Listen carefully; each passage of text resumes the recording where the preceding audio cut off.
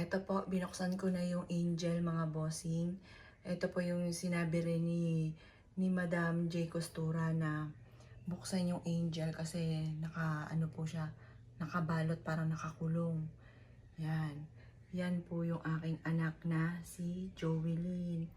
At saka yung aking pong baby na, yun nga po, dapat 3 po yung anak ko po. Ito naman yung baby ko.